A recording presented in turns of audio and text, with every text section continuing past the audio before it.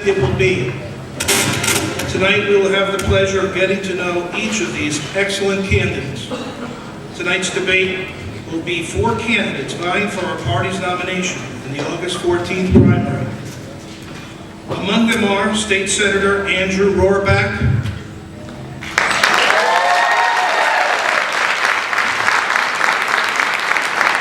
Justin Bernier,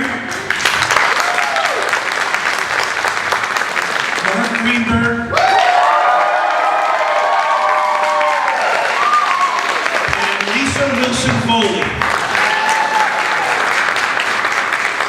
But first, let me introduce our panelists. Dirk Parafour of the Danbury News-Times, Jillian Morrow of WLAD Radio in Danbury, Matt DiRenzo of the Torrington Registered Citizen, and Aaron Boyd of the Brookfield Patch.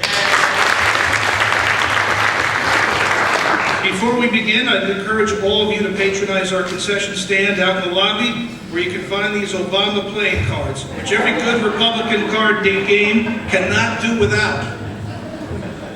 Also, please consider coming back to Brookfield this coming Sunday, August 5th at 7 p.m. to attend our summer social at Golf Quest Family Sports Center. All U.S. Senate and 5th District candidates will be in attendance, and that's another opportunity for all of you to meet them and ask direct questions in an informal setting. The Brookfield Republican Town Committee looks forward to seeing you then. We're looking forward to a great debate tonight, so it's my personal pleasure to introduce our moderator, Brookfield's greatest town attorney and former Speaker of the Connecticut House of Representatives, Francis J. Collins.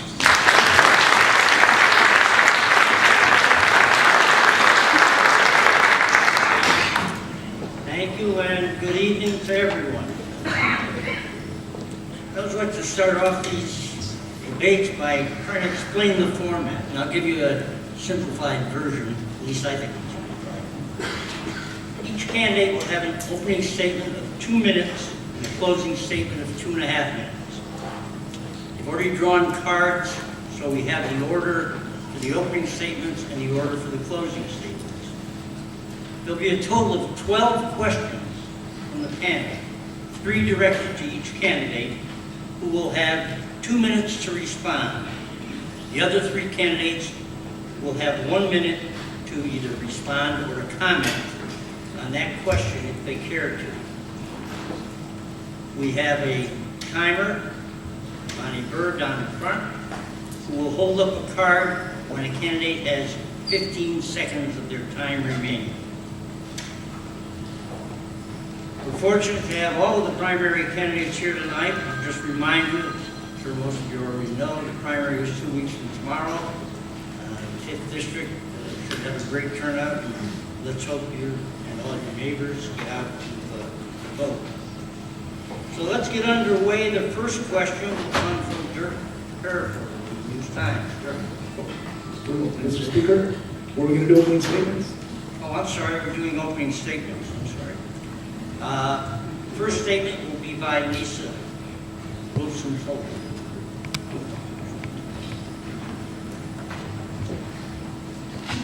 Good evening, and thank you for attending. I'd like to thank the Brookfield Republican Town Committee especially for putting on this debate, and a warm special thank you to you, Speaker Collins, for your length of service and for moderating tonight.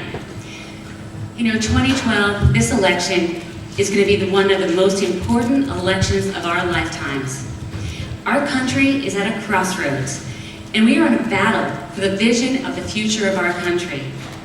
My vision was formed where I grew up, in a small mill town of Unionville, Connecticut. I grew up in a church-sponsored housing, a small apartment with my 4 siblings and my parents.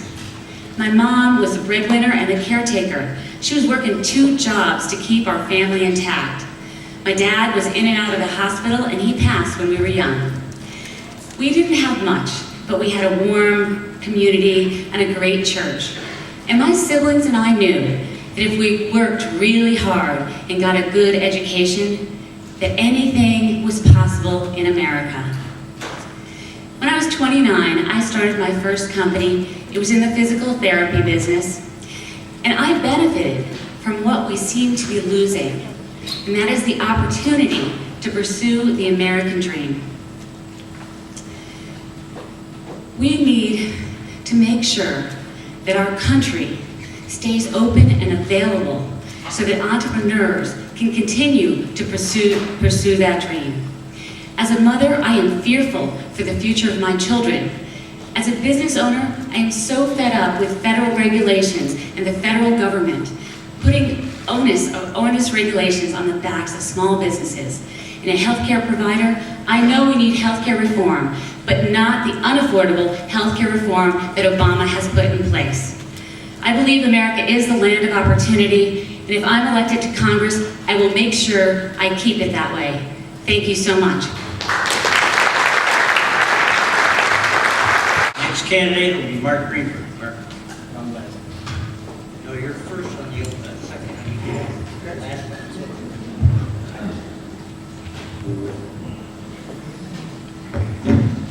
Thank you, everybody, for coming tonight. We really appreciate your participation in the system. Ladies and gentlemen, let me be very, very clear. This is the greatest country on this earth, and it has been the greatest country on this earth for 230 years. I believe in American exceptionalism. I'm running for Congress to ensure that American exceptionalism continues for the future generations. I am very, very nervous that this next generation will not have the same benefits than my generation, that there won't be the same benefits, that there won't be the same opportunity. We talk about 40% deficits. We talk about $16 trillion of debt. We talk about a Congress that has raised dysfunction to an art form. We talk about Congress that is in DC for one purpose alone.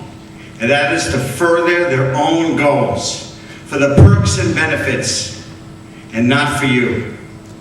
I'm running for Congress to change that and bring back the America that I think is great and that's wonderful. There's one statement that we've always believed in as young people, that the next generation, that our children, will live a better life and have greater opportunity than we did. And I'm very fearful that my young children will not live that dream.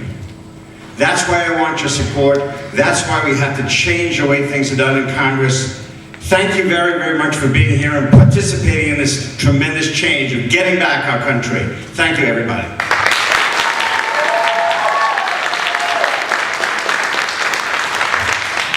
Next speaker will be Andrew Ward, Senator.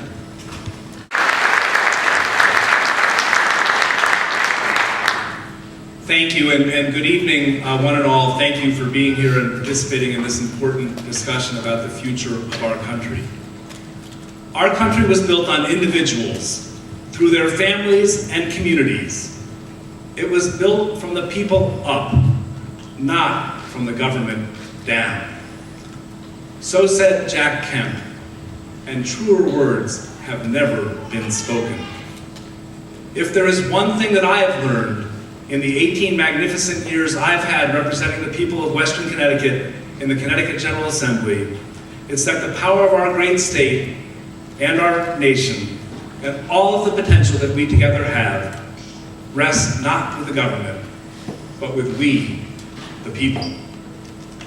The stakes in the election of 2012 could not be higher.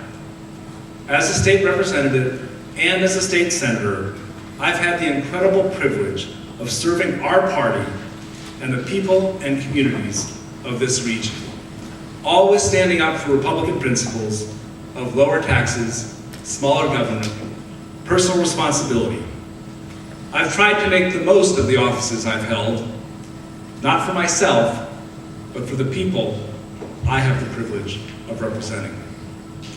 The entire time that I've served as a legislator, I've held a full-time job in my family business. I'm the fourth generation of my family to work in a family business started by my great-grandfather in 1883. So I well understand the pressures of meeting payroll, paying taxes, dealing with crippling regulations, and an ever-growing government that is more and more intrusive. This seat has not been open since 1982. In that year, after a spirited primary, Republican-endorsed candidate Nancy Johnson went on to beat Liberal Democrat Bill Curry and win this seat. You, the voter, will and should have the last word in choosing our candidate.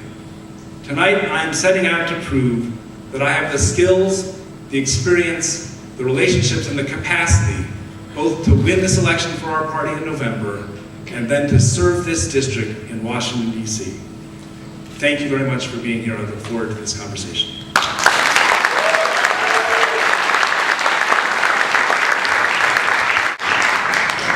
And last but certainly not least, Justin Vermeer. I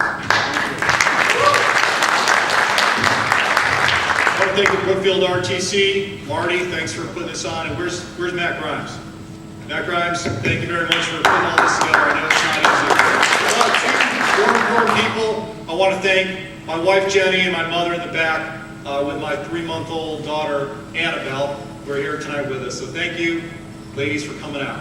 I'm Justin Burnett. I'm running for U.S. Congress. And I'm running for Congress for the same reason I joined the military after 9/11, because I believe this country is in grave danger and we need to do something about it.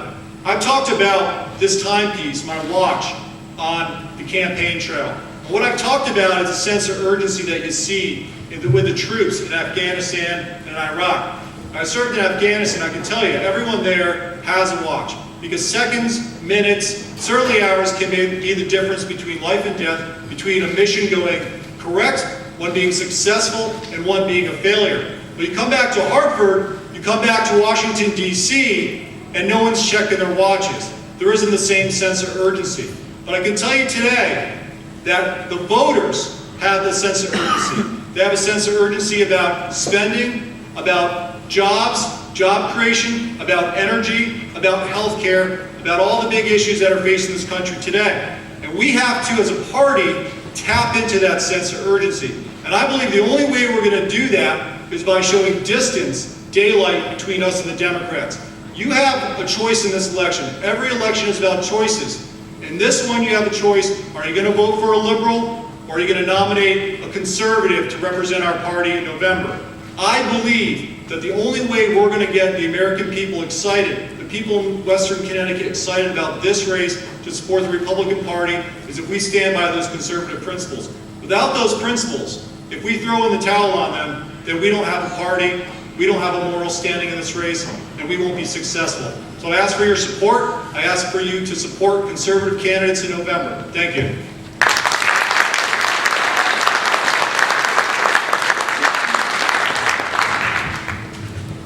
Now, Dirk, we'll get to you in the first question. Hi, Andrew. You've been described as a moderate Republican. How are your views similar or different from the Tea Party Caucus in the U.S. House of Representatives? Well, I think that on fiscal matters, there would be many opinions that I would share with members of the Tea Party Caucus. The reality is that whether you're a Republican or a Democrat, whether you're on the left or on the right, this country faces a serious fiscal problem of monumental proportions. The remedies that we need to achieve will require sacrifice on the part of all Americans. And so, on fiscal matters, you won't find a member of Congress more firmly committed to balancing the budget, to reining in excessive spending, to putting an end to irresponsible borrowing than myself. On social issues, I'm more of a libertarian. I've always believed in Republican principles of life, liberty, and the pursuit of happiness, and not believed it appropriate for the government to inject itself into the personal lives of we as citizens. So to the extent that members of the Tea Party would hold out a conservative social agenda, I might not be in lockstep with what they're working on. We'll now go to the other candidates to see if they have any comment on that question. We'll start off with Lisa.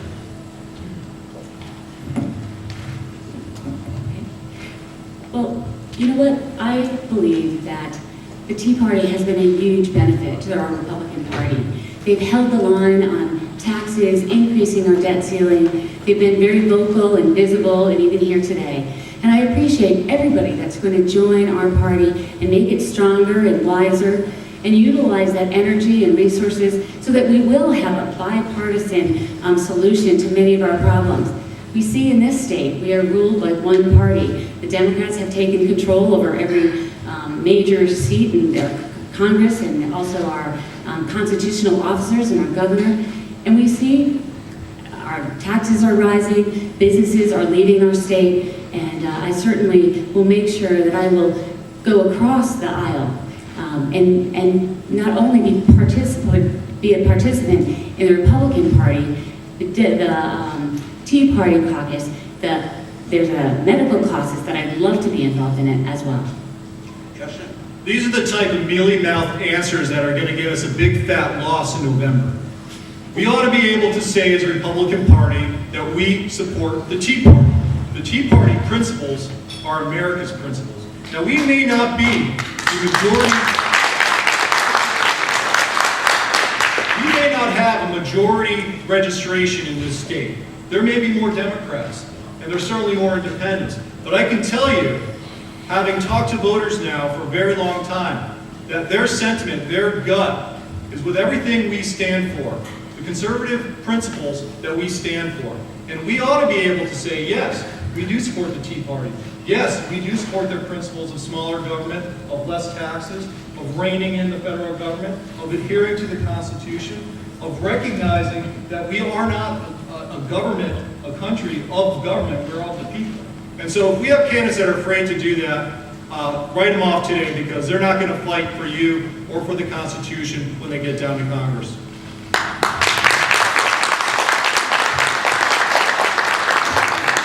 Well, I have a great affinity toward the Tea Party, and over the last 3 years, I've been out on the corners of Southbury at the Playhouse. I've been out on Route 202 at the car dealership that's closed down, and I'm with these people, raising the flags and speaking to the people who beep their horn as they drive by. These are folks just like you and me. They believe in the Constitution. They believe in self-reliance. They believe in the very ideals that made this country great. And I'm sure that I'll do very, very well with the Tea Party folks down in Washington, and have no problem with them at all, because these folks are just sort of mad as hell and are not going to take it anymore. They've risen up. They will not let this country deteriorate. They want to see it great again.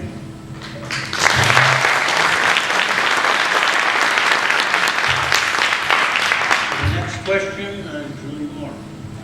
Justin, in light of the Colorado movie theater shooting, would you implement a new assault weapons ban? Why or why not? We don't need more gun control laws by the federal government in this state or in this country.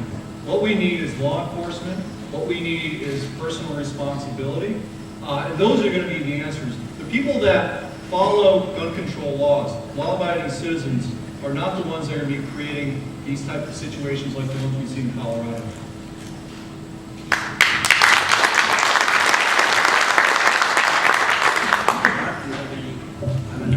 Well, yeah, I'm a strong Second Amendment person. I wouldn't tinker with it, and I wouldn't change the rules as they are now. I think what we need some education about firearms. We need instruction, but I'm not tinkering with the Second Amendment.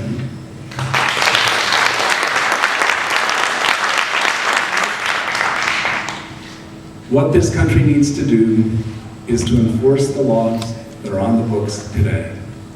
There is not a need for additional federal regulation of firearms. What there's a need for is a commitment to the enforcement by the federal government of the laws we have on the books today.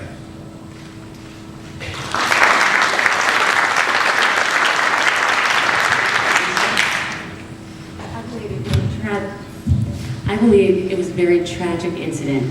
And I have a daughter who lived 8 miles from that movie theater. So my husband and I did have some serious reflection. But I am a believer in the Second Amendment. I don't believe it's about weapons. It's about mental health and it's about evil.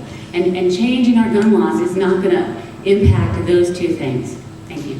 Question will turn to Matt Lorenzo.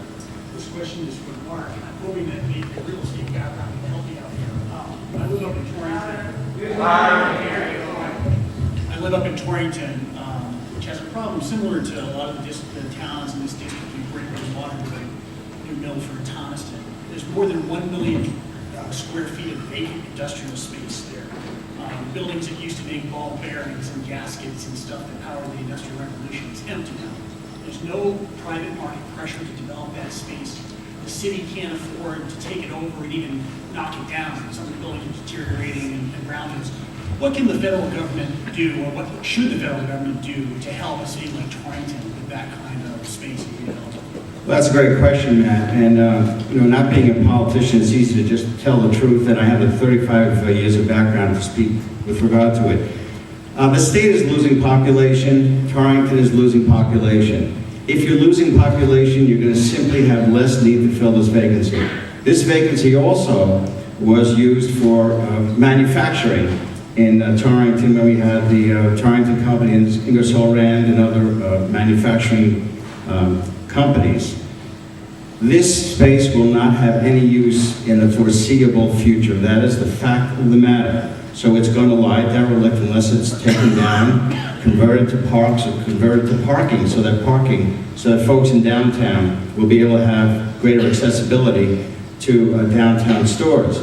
To pretend that we can change this, and to pretend that these old factories will be able to have use as either reconditioned apartments or other uses, is pretending. And I don't like to pretend in my business.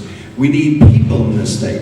People are not coming into the state because it's a very bad environment for businesses to be in. So we have to change the fact first that very few companies are coming into this state. In my real estate holdings, I almost never get an inquiry from an outside corporation to come into this state. What happens is that tenants go from one building to the other building, usually at lesser rent, and just switch around. But we have no new blood in this state. So with regard to Torrington, I think what we have to do is we have to start thinking about taking down some of these buildings, putting in parking, putting in parks, but I don't rely upon the federal government for that whatsoever. I think the federal government has to have a limited mission.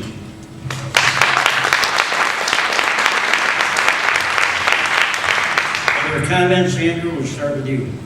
I'm a little bit more of an optimist than Mr. Greenberg on this subject, and I too work in downtown Torrington, and I've seen small businesses taking root in our community.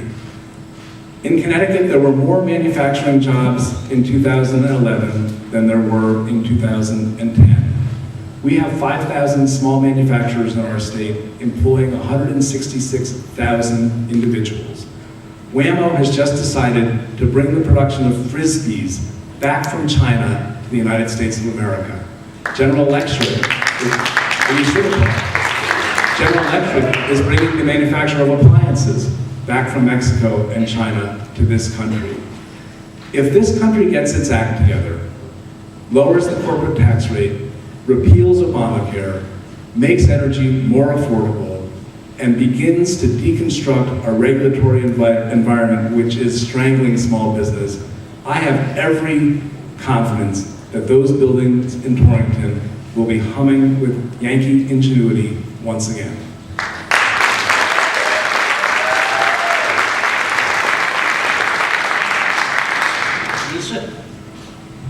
Well, I want the government, the federal government, to do less and to do those jobs really well. And one of them should not be dealing with the city of Torrington and the empty buildings. That should be reliant on the state government and individuals' private sectors. I grew up in a Unionville section of Farmington, a small mill town area. I had the felt mill on the right hand of my apartments and the ball bearing mill on the left. The ball bearing mill is now a beautiful restaurant. In fact, we're going to have our dinner there after the election on August 14th. The private sector can regain its foothold, but having our government play in that arena reduces the chance that private sector ingenuity will take place, and the fiscal money that will come from entrepreneurs and angel capital will also not play if they know the federal government is involved. Thank you. Well, you know what the federal government can do, Matt, to help Torrington out? It can get the heck out of the way. I believe that we've got a government and a state government that's been trying to pick winners and losers for a very long time. I am an optimist as well, but I'm also a realist. And I disagree with Senator Rohrabacher's characterization of the economy in Connecticut today. It is downright awful. We are last in the state in job creation. And I don't need to tell any of you how poor our growth is right now, how high our energy costs are, how high our taxes are, and spending. We didn't get that way overnight. This was a 20-year process. And during that time, Mr. Rohrabacher, you were part of the problem. Whether it was introducing sales tax increases, whether it was voting for cap and trade, whether it was voting for all sorts of mandates and regulations that were going to make healthcare more expensive, you were not part of the solution, you were part of the problem. And right now we have a state that is crumbling. I believe that we can bring it back, but it's going to take getting federal and state government out of the way so we can have real economic growth again. Aaron Boyd from the Pension Network. This one's for Lisa.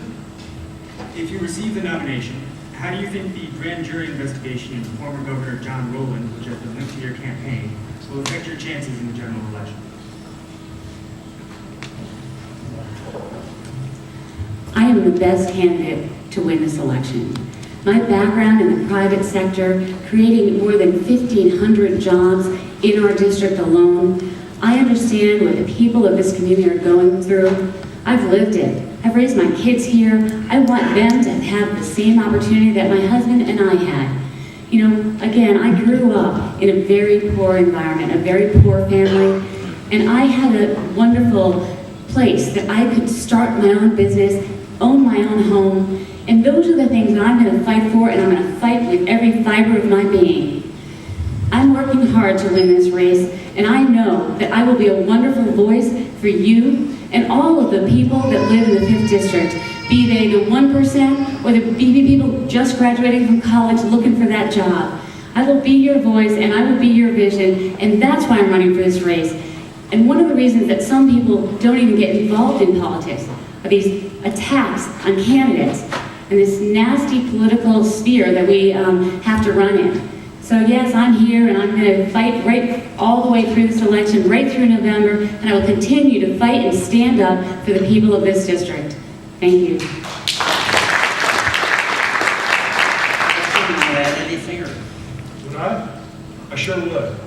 I think we need to live in reality here, and we need to face the facts. And I think all the candidates up here bring strengths. But we are going to likely be facing Chris Donovan as a Democrat nominee, a man who's being investigated by the FBI and who has had many members of his staff and associates arrested. This should be our greatest strength in the general election. And every night I go home, I have to answer to the FBI. And that's because my wife works for the FBI. But we also have to face the facts here, Lisa. You have a grand jury investigation going on right now into your business, into your campaign operations. And we just don't know what's going to come of that. Are we going to take that Donovan's greatest weakness off the table in November? That would be a huge strategic blunder. And so I think whoever we put forward in this race, and there are no perfect candidates, but whoever we put forward ought not to be the subject of a federal jury investigation of any type.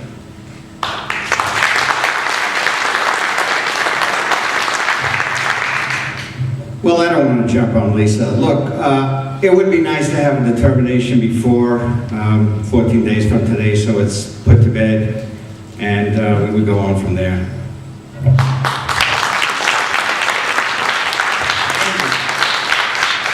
I don't think there can be any question in the minds of any Republican in Connecticut that the candidate the Democrats are rooting for is Lisa Wilson Foley.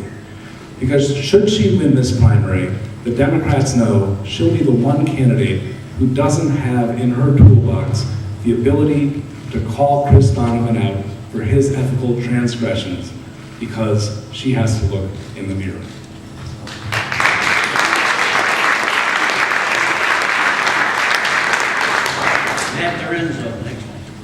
Okay, this is a question for Justin. Nursing homes in Connecticut receive $1.3 billion a year in Medicaid reimbursements to care for about 19,000 people, or about 1% of the population of Connecticut. Actually, one of the candidates here has about 24 nursing homes, and it has to deal with this issue of reimbursement rate. It can range from $196 a day to $230 a day, and nursing homes struggle with that. Do you favor increasing that reimbursement rate or decreasing it? How would you pay for it if you were going to increase it? How do you keep the nursing homes afloat if you don't? We cannot address the healthcare crisis in this country just by talking about nursing homes. It almost sounds, Matt, that you wrote the question for Lisa, but you had to throw it at me. Listen, I am the only candidate in this race that has consistently been against not just Obamacare, but the tenets of it, the principles within, and has presented an alternative plan. Those are the facts. I think the way we win this race is by showing daylight between us and the Democrats. To do that, we have to be able to call out the Democrats on Obamacare. This is a wildly unpopular bill. We should not put up a candidate who has once praised Obamacare. We should not put up another candidate who has praised the tenets and tried to institute a healthcare exchange, has tried to institute a federal healthcare mandate, or has supported one anyways, has voted for laws to repeal some elements of tort reform that we have in the state, the little elements of it that we have. And we can't put up a candidate, in my opinion, who still, after 3 years of campaigning, does not have a health care plan. We need someone who can speak to health care, and we need someone who can fight Obamacare and has never been on the record for supporting any part of Obamacare's egregious acts against the healthcare system in this country.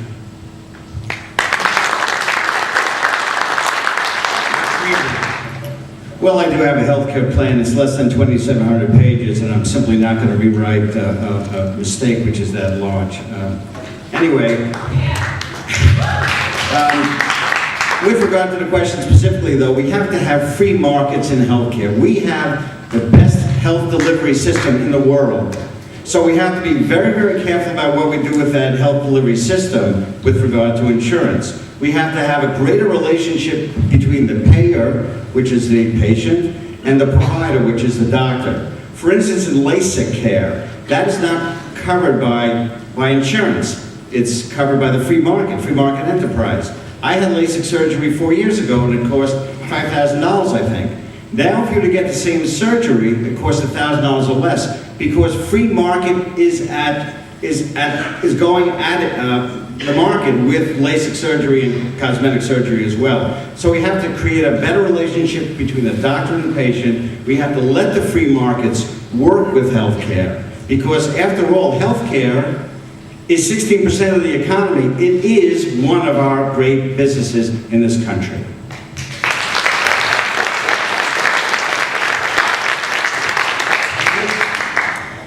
Matt, let me tell you one of the reasons that nursing home costs are so high in this state. In January of 2005, with Chris Murphy serving as the chair of the Public Health Committee in Hartford, Lisa Wilson Foley's company testified before them and asked that all residents of nursing homes pay a 6% tax on top of the already exorbitantly high cost of nursing home care. She advocated for that tax because it would make money for her and her family at the expense of the consumers of Connecticut. And it should come as no surprise that less than a year later, Lisa Wilson Foley gave $2,800 to Chris Murphy, the individual who chaired the committee that passed the tax that put money in her pocket. Nursing homes, and by the way, she said she gave $2,800 to Chris Murphy because he listened to us about our business. Evidently, he did. The reality is government is the largest purchaser of nursing home services, and the costs are out of control. We collectively, as a society, have an enormous challenge to make sure that profiteering at the expense of taxpayers doesn't take place in that industry. And sadly, one of the candidates in this race has a very poor record in that regard.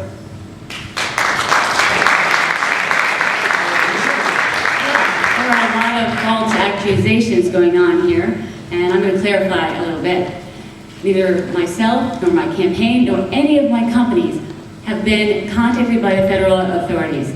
The one issue related to John Rowland is, did he work for my husband's company? And he did. The documentation has been presented, and we feel very comfortable that the facts and the truth will come back and be positive for this campaign. In regard to ever going before any governmental agency and talking about nursing home rates, I'm not in the nursing home business. My business are rehabilitation. I provide physical, occupational, and speech therapy. I've been in the healthcare field my whole entire life. When I became a physical therapist, went to school at 18, I have a master's in public health, and I'm getting my doctorate in healthcare. I do know something about healthcare, and I certainly have not been engaged in some of the things that these gentlemen have been talking about.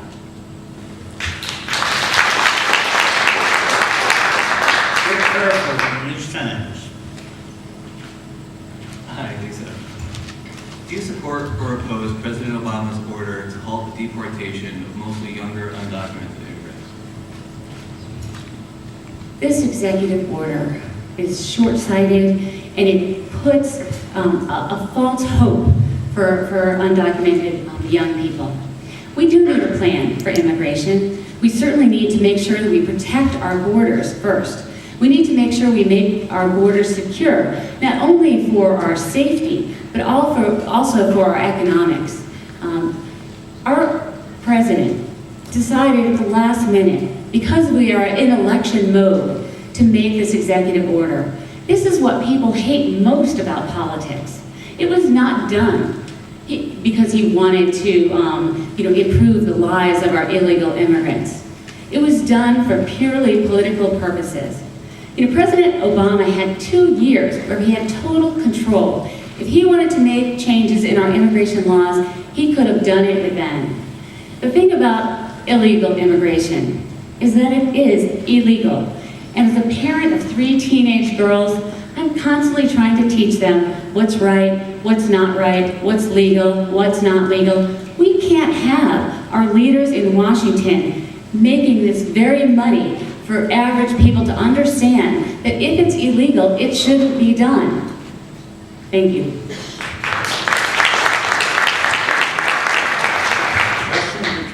Well, it's clear to me that Obama's activities, this executive order, is clearly political. This was not something that was done in a bipartisan way. It looks like he did not even consult with his own party. He's trying to use this issue as a campaign wedge. Now, obviously, there have got to be instances where we are able to deport people. We cannot be a country where if you just get in, you're allowed to stay no matter what. We have got to secure the border, number one. Before anything else is done in the immigration debate, we have got to make sure we have a secure border. But I do want to address the answer that Lisa Wilson-Foley also gave. Lisa, in this case, Andrew Orbeck is certainly right. Your company, a representative from your company, went before the General Assembly and lobbied for this bill that Orbeck is talking about, a 6% increase.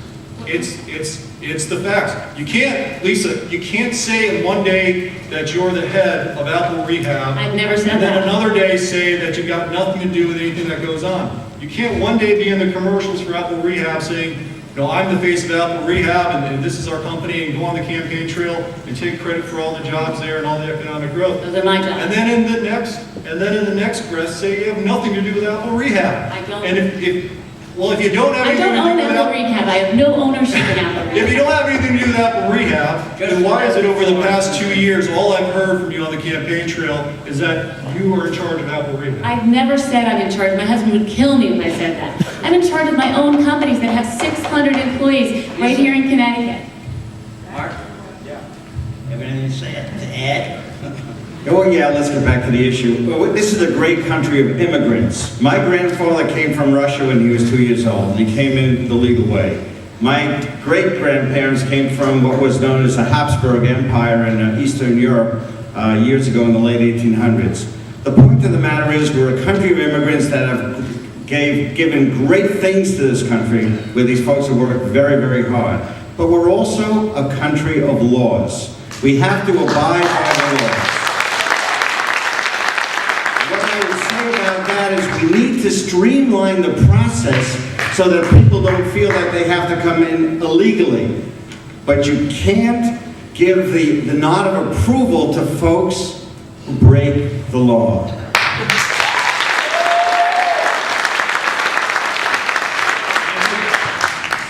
Last year, the General Assembly was presented with a bill that would have provided in-state tuition to young people who had come to this country in violation of our law. And no one can suggest that individuals who were brought here when they were 2 years old or 3 years old are blameworthy. They were kids. But no one can convince me that it's fair or appropriate for a spot at UConn to be given to someone who is here in violation of the law, rather than to a tax-paying, law-abiding citizen of this country. So I voted against that bill. And I think President Obama did an enormous disservice to our democracy by using his executive authority to usurp an area where Congress ought to be deeply involved in solving a problem our country has been facing for a long time. President Obama and Dan Malloy have a lot in common. They abuse their power through executive orders at the expense of the workings of our democracy, and we shouldn't tolerate it.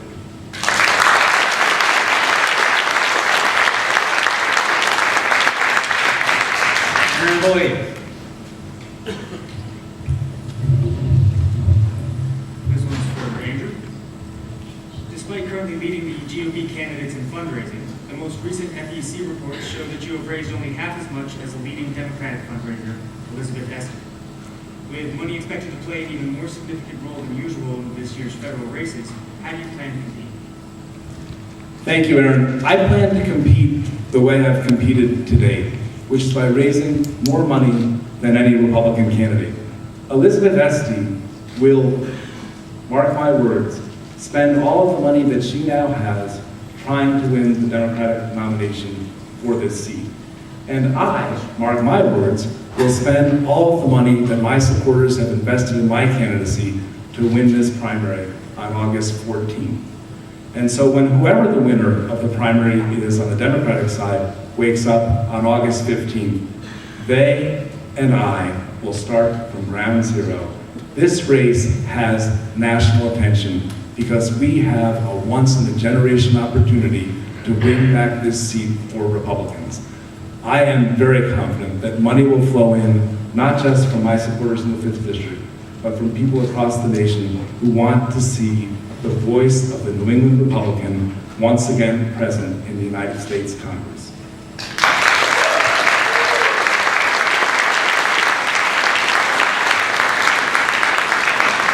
You see your chance. You know, this will be the third time that we've endorsed a state senator for this office. And the past 2 times, we've lost. Sam Caligiuri, when he gave me advice, he said, Lisa, start raising money early and often. My biggest mistake was I spent all my money and I had $80,000 after I won the primary. It's not enough to go against the Democratic machine. So I put a plan together. I was going to raise as much money as I possibly could. And then I was going to match it dollar for dollar. So I knew that I could raise the means to really compete in this seat. And it's way more than any of us at this table have raised from individuals at this point. So yes, we are spending a lot of money in our campaign, not that much more than anyone else on this stage, and certainly less than the guy to my left. But I know that on August 15th, I will have plenty of resources to go very strongly against any of the Democratic candidates that they put up. Thank you.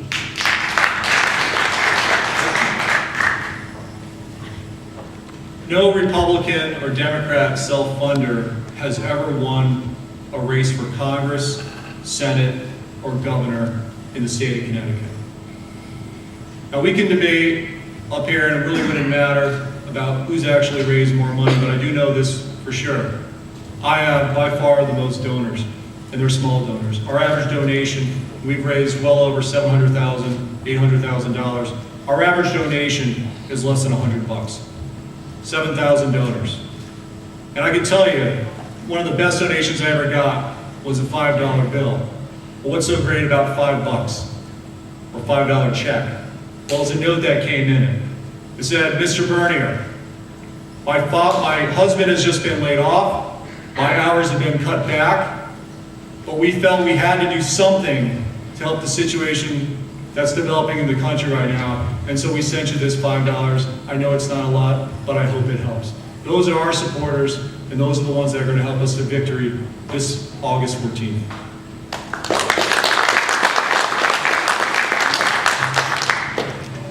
I'm not completely a self-funder, Justin. I did raise money at the beginning, and then in the last 6-7 months, I did discontinue fundraising because, frankly, I thought it was embarrassing to ask people for $5, $10, or $15 when they can't put gas in their car and food on the tables.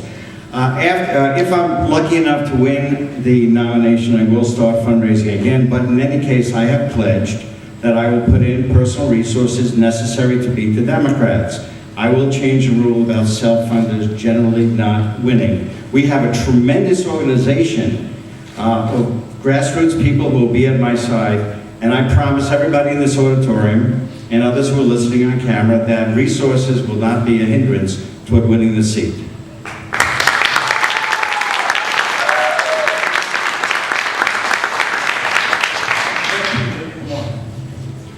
Mark, living in a state that allows same-sex unions, what is your stance on the Defense of Marriage Act? I believe that a marriage should be between a man and a woman, and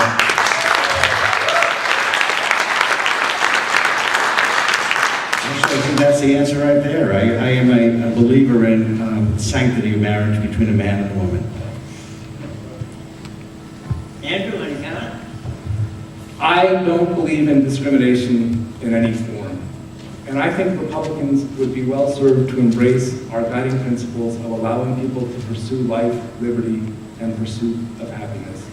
I supported gay marriage in the General Assembly, and that's my position.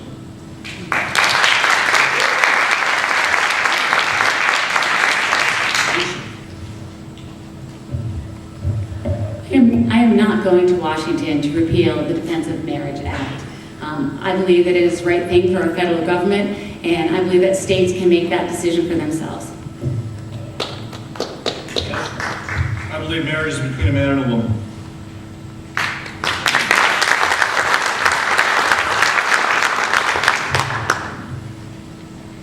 Next question, Julian again. Lisa, in an effort to level the playing field between brick and mortar stores and online retailers, bills are being introduced to collect online sales taxes. Where do you stand on the Marketplace Equity Act?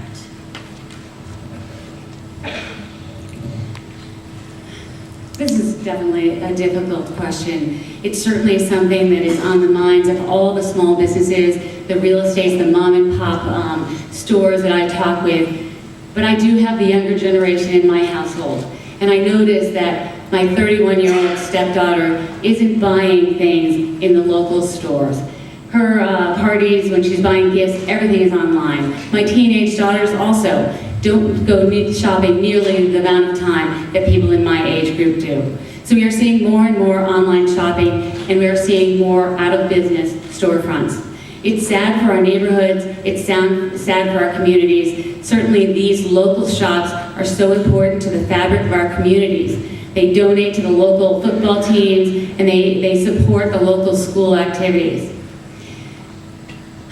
At the end of the day, it is going to be a very important question and answer to how we're going to regulate and increase the taxes that we're going to need for our local towns and cities.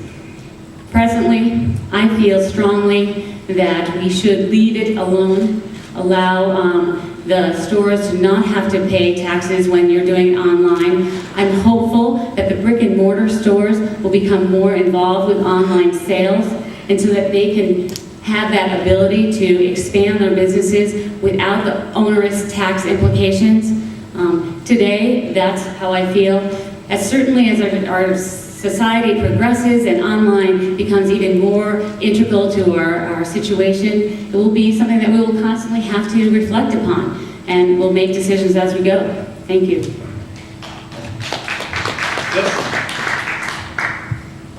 I pledge not to vote for any tax increase. I think that is not the way we're going to grow our economy. That's not the way that jobs are going to be created. That's not the way we're going to get out of the deficit. We're going to get there through economic growth. This is a key point of difference. And elections, again, are about choices. A key point of difference between Andrew Rohrback and myself. I have taken a pledge to not raise taxes. At the last debate, Andrew talked about the potential for more revenue enhancers. Let me tell you what revenue enhancers are. That is political gobbledygook talk for raising taxes.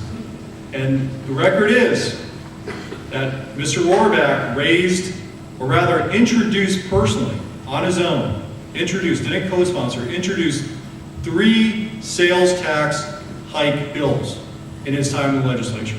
3 times introduced legislation that would increase the sales tax. I will not vote for sales tax increases for any reason, nor will I vote for other tax increases of any other nature.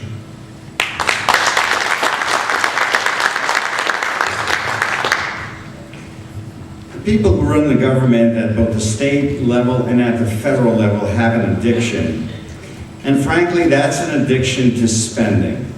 So until we get this addiction under control, until these folks get off that drug, we can't talk about taxes. We're taxed enough. You know, we have to have a smaller mission. I've talked about the smaller mission of the federal government. We have to have a smaller mission for the state government as well, because they try to do way, way too much. Now, if you remember back 20, 25 years ago, the state government would take care of the bridges, build the bridges, pave the roads, and plow them in the winter. That has changed so much. So let's get this spending addiction under control.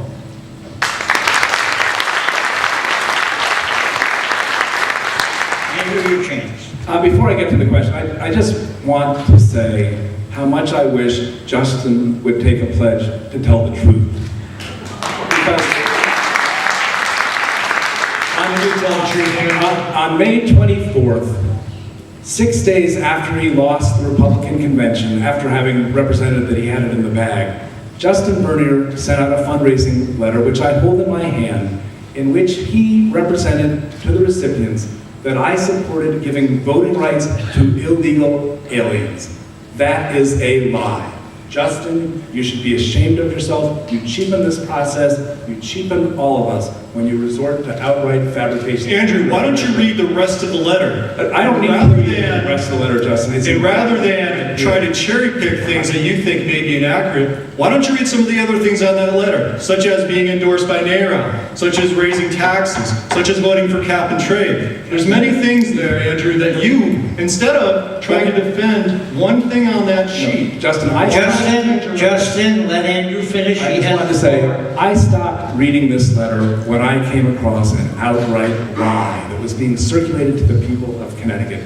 This office deserves better. We deserve a congressperson who's going to tell the truth 100% of the time, not when he feels like. There's an old Chinese proverb, false in one thing, false in all things.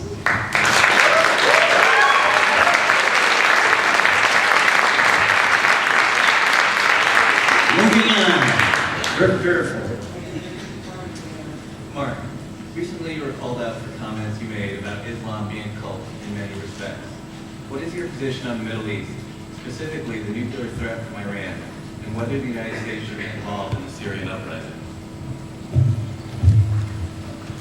Yeah, in that interview, I did say that there were extremists in that religion, and that was my position. There are terrorists, there are extremists. I'm very, very heartened by what I just heard about Mitt Romney coming to the support of Israel with regard to potential preemptive strike against Iran. That is tremendous news to me, and it gives me a lot of confidence in our nominee. Because I've been saying all along, actually, over the last 2-3 years, that the United States would probably not have the gumption and the guts to take the steps necessary against Iran to curtail that threat, but that Israel would have to do it in advance. And I still believe that's going to be the case. At least it will be the case with the approval of President Romney at the time.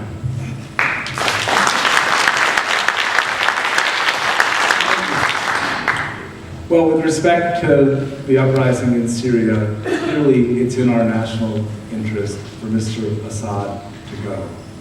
And the best way to see Mr. Assad go and to end the genocide of his people is for us to put pressure on the Russians to stop supplying him with the arms he needs to commit the atrocities he's perpetrating. I don't think we should shed American blood in that dispute, but I do believe we should bring American influence to bear however we can to help the people who are rising up. With respect to the circumstance in Iran, America has no greater friend than Israel. And a threat to Israel's national security is a threat to our national security. And I think it is incumbent upon us to use every means at our disposal to enforce the sanctions, strengthen the sanctions, and bring Iran to its knees before Israel feels the need to do something more dire, which will certainly pose a threat to everybody's security.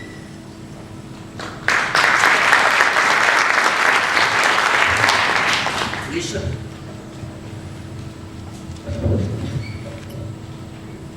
President Assad should go, but I do not believe that our country is ready to get involved in another war. We need to make sure that when he is gone, that we provide the humanitarian aid and be able to help the people, because there will continue to be bloodshed even when he is taken down. In regards to Iran, I am very pro-Israel. Israel has been one of our long-standing friends. They are important to us in many fronts, especially trade, one of our greatest trade partners. Iran is a threat to everyone. There is evil in this world, and Iran is it. So we want to make sure that we use every force available in terms of sanctions, and then we will have to decide as a country whether nuclear weapons are going to be the threat, and as a people, we'll make the decision if that is going to incur military action. Thank you. Well, I believe we need to protect American interests abroad, but I don't think that every problem requires us to drop 100,000 troops onto the ground.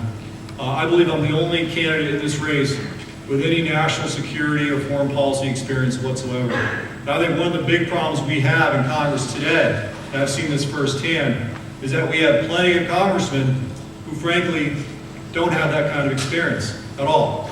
I believe that's one of the reasons why we've stumbled into some situations abroad that, in hindsight, maybe we shouldn't have. And I do believe it's a reason that we have a Pentagon that in many cases runs roughshod over the Congress. In order to provide oversight, in order to be in the room and make those tough decisions about whether or not America will go to war, it helps if you've been in a combat zone. It helps if you understand what families of soldiers, Marines, airmen, and sailors will go through when they get there, and that you have an understanding about not just the capabilities, but the limitations of American power.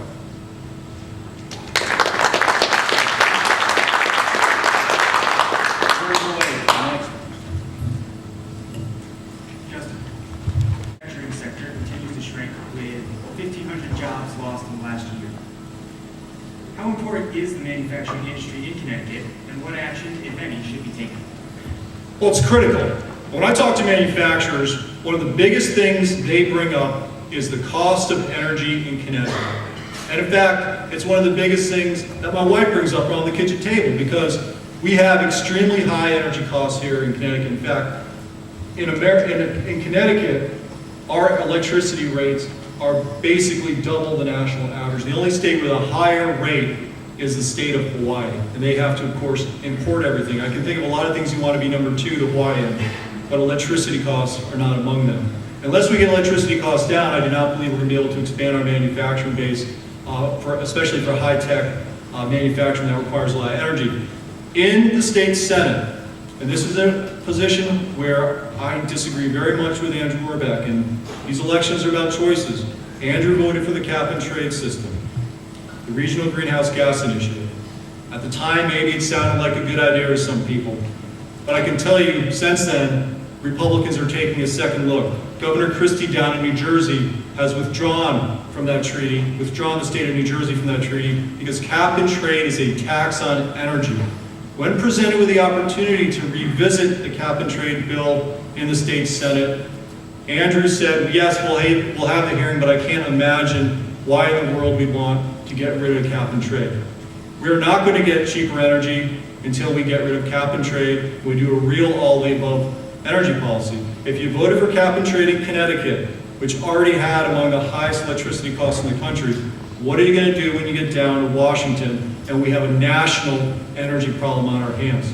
So I believe we need to look at this issue. It's a huge household issue. This is bread and butter, kitchen table stuff. And we need to be able to put up a candidate that can show daylight between Chris Donovan, who supports cap and trade at every level, and the Republican Party nominee who should not be in any way, shape, and form attached to cap and trade, but instead should be in favor of an all-the-above energy policy.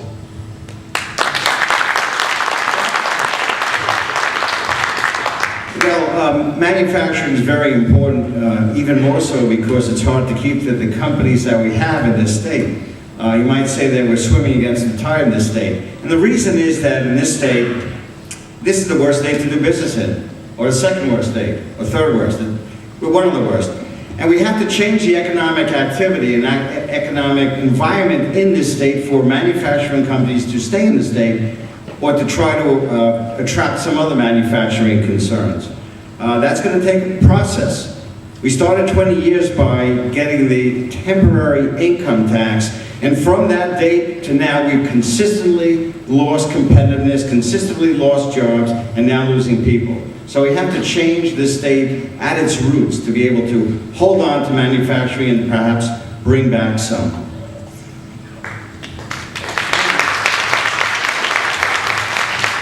Well, I've seen firsthand in my service in Hartford what the Democrats, Governor Malloy, and the Democratic majorities in the House and the Senate have done to the economic climate in this state. And it's not a pretty picture. I stood up and voted against paid sick leave because I knew that would discourage employers from locating in this state. I fought against Governor Malloy's record tax increases because I knew business would look at that and say that's no place we want to go when New York and Massachusetts and Rhode Island are getting their fiscal houses in order. There's no reason with the workforce that we have in this state, we have a very highly trained workforce. There's no reason we can't capitalize on the repatriation of jobs from China and Mexico to this country if we elect more Republicans to the legislature, get a Republican governor, and let a Republican president work his magic to unleash Connecticut and America's manufacturing potential.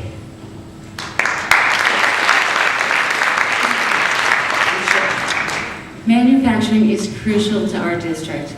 For every job in manufacturing, it creates 4 other jobs. I spent time recently with 12 manufacturers from our district. Young guys, older men, people that have been in manufacturing for 4 generations. And they want to make it for the 5th, but they're scared. They know that our energy prices are extremely high. They know that our government here in Connecticut is not business friendly. Our government says they love jobs, they want more jobs, but they hate the job creators. And it's proven time and time again. You know, jobs will come back to Connecticut, will come back to the United States when we roll back some of the regulations. When I asked them, what can I do for you if I get to Washington? They said, don't have government do anything. Get off our backs. That's how they feel about all the onerous regulations that our federal government puts on top of them. Thank you. We're down to our final question of the evening, and Matt Lorenzo, you have that. I've heard a lot about how the candidates can help the middle class. So I want to ask you very specifically, this question is to Andrew Warback. What specific income range would you describe is middle class? And what single vote in Congress or piece of legislation do you think would help them the most? Well, in my view, in today's world, any family earning up to $150,000 jointly, I think would fairly qualify as the middle class. And I think the vote that will be most important to them, for me as a member of Congress, is a vote to repeal Obamacare. Because Obamacare is, according to Ernst & Young, this nation is going to lose 700,000 jobs. 0.5% of all jobs we have today are going to be lost because of the implementation of Obamacare. Obamacare is going to visit $800 billion in new taxes on the middle class. And large employers are deciding, 10% of large employers saying they may drop the coverage they now provide. And these are companies like AT&T and Caterpillar who think it may be less expensive for them to pay the fine than to provide the coverage. So I think repealing Obamacare is the beginning of the reconstruction of the middle class, giving people a shot at working hard and succeeding in this country. It's step one in a multi-step process.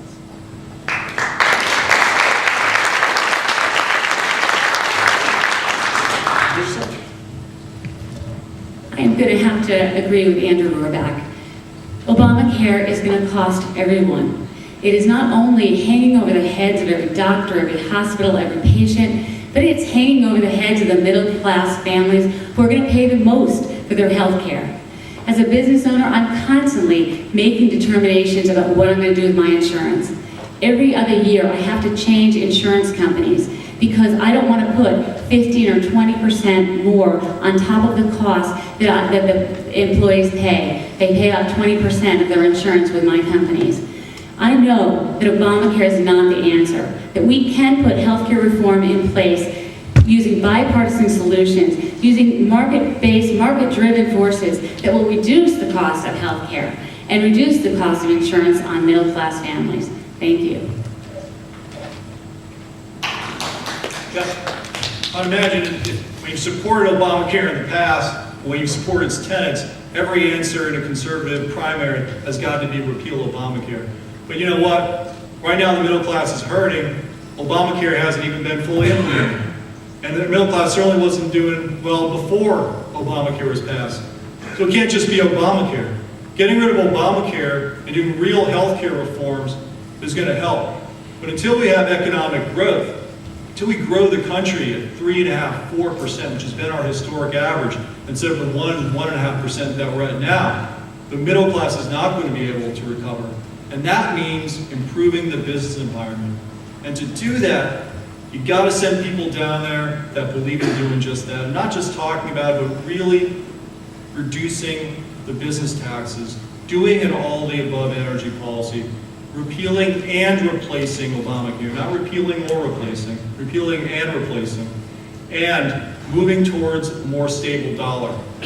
Those four things, coupled with regulatory reform, will give us the economic growth that we need, and this country will come roaring back. But to do that, we've got to send conservatives down that understand that the problem is economic growth and not just one piece of legislation.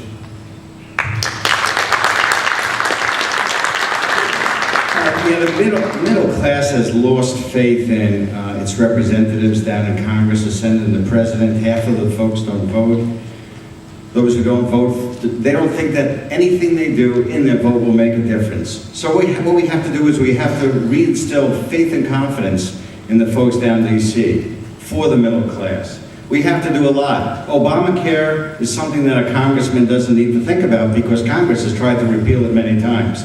We need a new president, we need 5 senators in the U.S. Senate, and then we'll be able to take care of that. But the other things that we need to do, 1A, 1B, we have to cut the spending, we have to change that habit, that addiction of spending, we have to reduce marginal rates, we have to simplify the 30,000 pages of code of the tax code that nobody understands.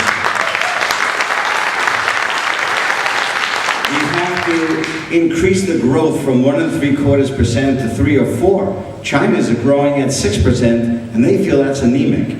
Once we do those things, this country will come roaring back.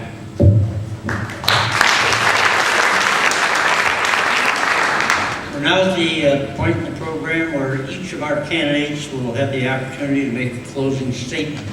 And based on the draw of the cards, the first one we'll hear from is Lisa with Folders.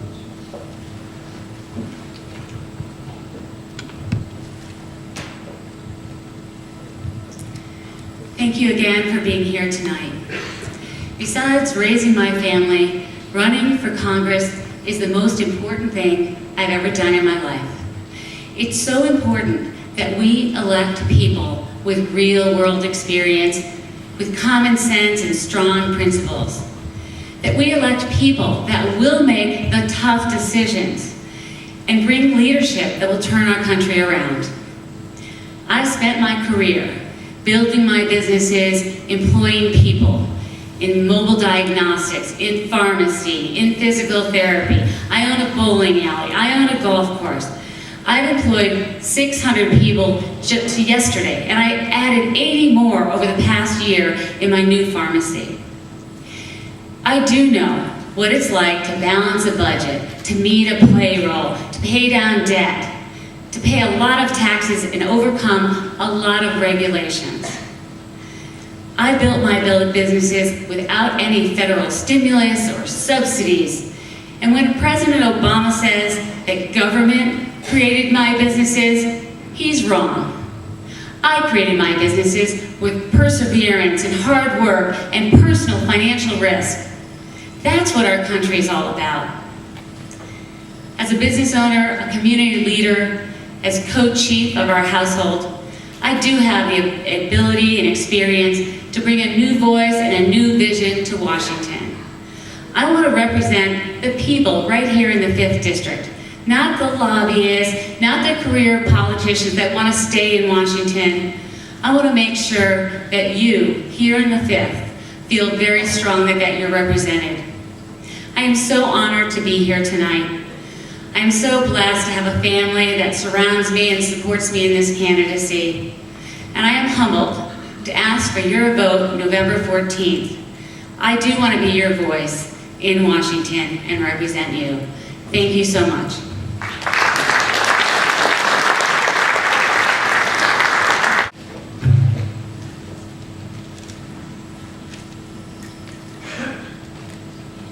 I too want to thank you, Fran, for an exceptional job moderating this gathering.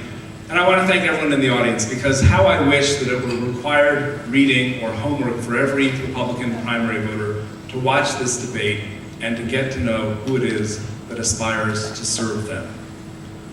I'm running for Congress because I have a passion for public service and for getting results for those I represent. I'm leaving a position which has allowed me to help many in their struggles with government bureaucracies, and from which I've been able to speak truth to power as Governor Malloy and his Democratic majority monopoly in Hartford has wreaked havoc on our state. I'm proud to have been charged with leading our party's opposition to the largest tax increase ever in Connecticut, and to outrageous borrowing such as was done to accomplish the busway from Hartford to New Britain. I felt like I was serving everyone in our state when I stood up when Governor Malloy put on the Bond Commission agenda a $300,000 grant to an organization which calls home, or which lends itself to the official Communist Party newspaper in the state of Connecticut. Connecticut has been in tough times, and I've stood up for the taxpayer time and time again. At my peril, I will tell you, because I'm in the town of Brookfield, but on the State Bond Commission, I voted against a playground for this community, not because I don't like playgrounds, I have a 3-year-old, but because we couldn't afford to make a playground a priority when this state was going down the economic tubes. I'm giving up a state senate seat that I love, not because I'm tired of service, but because I'm giving my best shot to try to do even more for the people of this region and for our country. I'm not on a fool's errand, and with your help, I see a pathway to victory for our party in November. We can ill afford to gamble away this opportunity.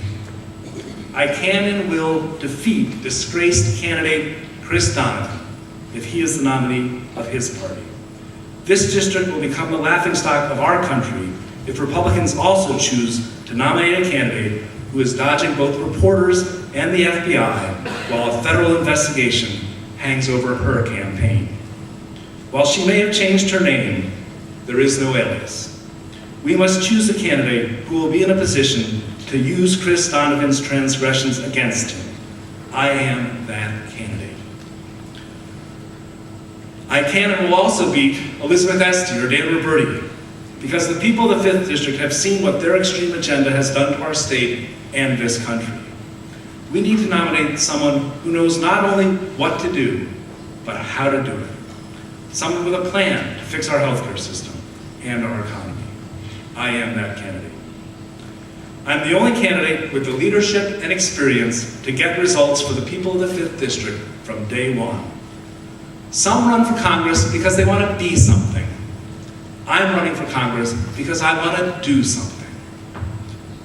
Never will I forget where I come from, who I work for, and what matters to the families and people of the 5th District. I ask for your vote on August 14th because never have I taken for granted the support that I get from the people I work for. Thank you all for being here.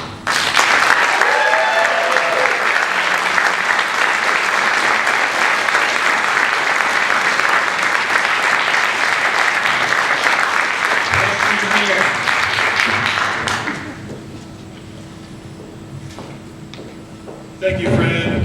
Thank you to the audience, to our panel. I think there's more than one person at the table that has leadership experience to lead. I believe I have real-world leadership experience and that I've done things in my life that would warrant your vote on August 14th. But that's not what it's about. It's not about motivations for running. It's not about checking a box on a political career ladder or on making yourself feel good. This race is going to be about the future of America. And I believe in the next 1 or 2 years, we're going to face challenges as a country that we haven't seen for decades. And the question is, who's going to be down there and what values and principles are they going to stand by when it's tough and when it's not easy to make those choices? And I think that person ought to have conservative principles. And they ought to have a record of doing those things, not just talking about them. We see candidates in this race who were someone very different 6 months ago, and now are saying very different things than they've said their entire careers. Look for people who have been consistent. Look for candidates who believe in the principles, who believe what they say. As a party, if we don't believe on our own principles, we are never going to win races in Connecticut. Again, we may not be the majority party. We don't have the numbers that the Democrats do. And we don't have the numbers that the independents do, but the independents will follow us because we are the majority principles. We have those principles, but we got to use them. And so don't fall into this trap, I implore you, of going with a candidate who on any given day could be a moderate or a liberal or say they're conservative. Go with a candidate, go with your gut, go with the people that you know are going to stand by those conservative principles when it matters, because that's all we have as a country, it's all we have as a party. If we don't have our principles, we have nothing. Thank you.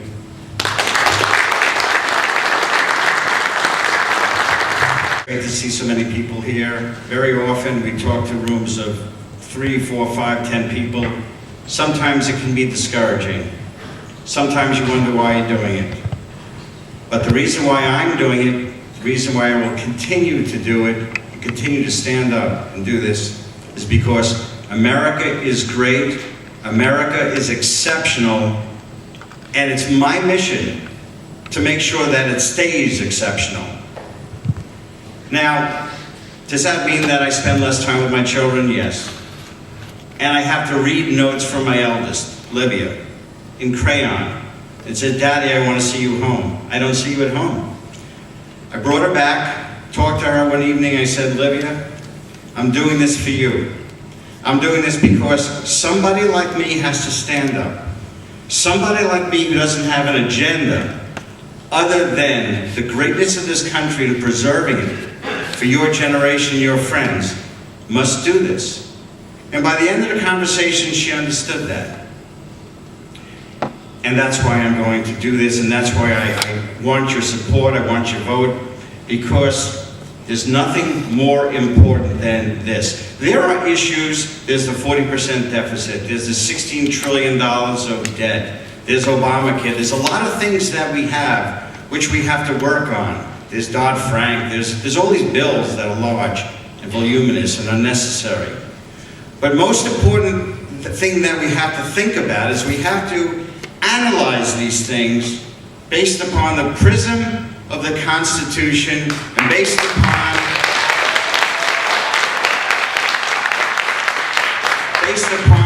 cost effectiveness. We have to look at these things in the prism of the Constitution. Again, a vote for me is a vote for you. I will work for you in Congress, and I ask for your support. Thank you very much.